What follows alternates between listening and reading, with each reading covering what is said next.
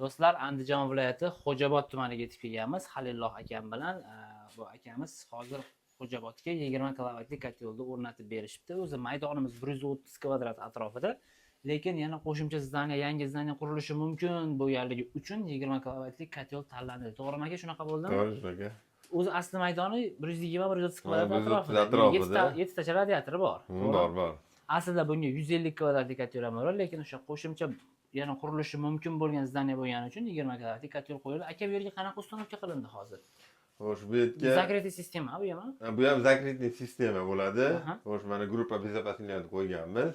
Xo'sh, ko'k kotelimizda qaynashlik bo'lsa, gruppa безопасности o'zini mana nimalari bor, otib ishlaydi. Xo'sh, keyin mana keyin nima u? Mana bu mana separator degan narsa. Separator, to'g'rimi? Separator. Mana shu havo kelayotgan havoda hammasini mayda zarrachalarini ham mana shu yerdan chiqarib yuboradi. Mana shu yoqqa o'tib, liniyaga o'tib, radiatorlarda chirishini oldini oladi. Mana shu o'z oddiy suvda ham havo bo'ladi. Albatta bo'ladi. Mana shuni qo'ygandan keyin mana shu motor aylantirgan hisobiga mana shu yerdan havo chiqib turadi. Mana shu kotellarda, radiatorlarda chirishini oldini oladi. Ichidagi toshchalardan tozalab beradi. Bundan chiqib ketyapti va montajga kirib ketyapti. Montajga kirib ketyapti. Ikkinchi turbamiz obratga qaytib kelyapti. Mana obratgaga mana dislomator qo'yganmiz.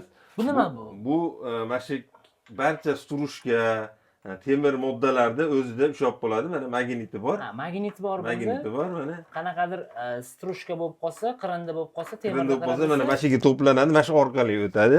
Buni chiqarib turib, mana vintili bor, bitta ochib yuborsa, mana shu yerda hamma strushkalar tushib ketadi. Ya'ni yana ham toza suv, kotelga kiradi. Shunda kotelning chirishi ham sekinlashadi, radiatorda chirishi ham sekinlashadi. Umri uzoq bo'ladi. Umri uzoqroq bo'ladi. Do'stlar, mana hozir shunaqa yangiliklar chiqqan, santexnikaga oid yangilik. Shularni ham iloji boricha endi ko'proq santexniklarimiz yaxshi bilishadi. Bizdan ham ko'ra bu narsani santexnik akalarimiz yaxshi tushunishadi, lekin bir tavsiyamiz. Bizni ko'rib turgan kotel qo'ymoqchi bo'lgan akalarimiz bo'lsa, santexnik akalardan shunaqani so'rab olinglar degan maqsadda ma'lumot berib o'tilyapti. Ushbu 20 kilovatlik kotelimizga do'stlar mana o'rnatib qo'yishgan komplektdagi shiti, stabilizatorlari komplekt holati $1200 mijozimizga yetib kelgan. Shunaqami, to'g'rimi aka? Shunaqa, dastavkalari bilan. Taxminan shu 20 kilovatlik kotel ustanovkasi bilan taxminan qancha summaga boryapti? Hozir mana shu yoqqa 25 million so'mlik narsa oldik. $1200 esa 25 million so'm bu yog'iga ketgan koteldan tashqari rasxod. Koteldan tashqariga ketdi.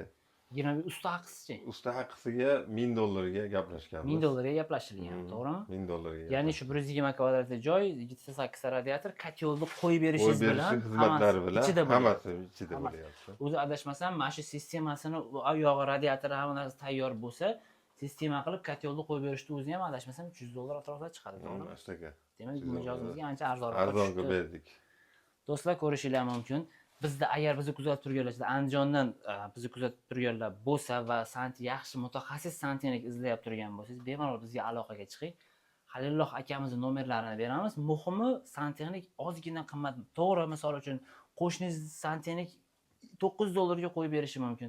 Lekin o'z ishiga javob beradigan santexnikka qo'ydirsangiz, kotelimiz o'shanda biz aytgan rasxodni qiladi. Aka, ko'p ko'ryapmiz.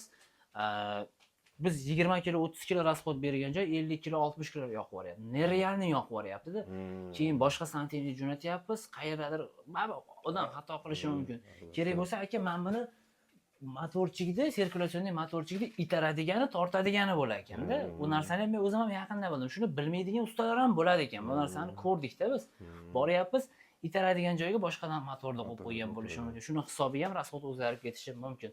Xullas do'stlar, bizda 150 kvadratdan 500 kvadratgacha tayyor kotellarimiz, 2000 kvadratgacha zakaz bo'yicha berilgan kotellarimiz mavjud. Manzilimiz Farg'ona viloyati Bog'dod tumanida joylashgan. Pastda nomerlarimiz bilan aloqaga chiqinglar. Menejerlarimiz yana to'g'riroq ma'lumotlarni berib o'tishadi. Yoqqan bo'lsa, bitta like bosib qo'yasizlar.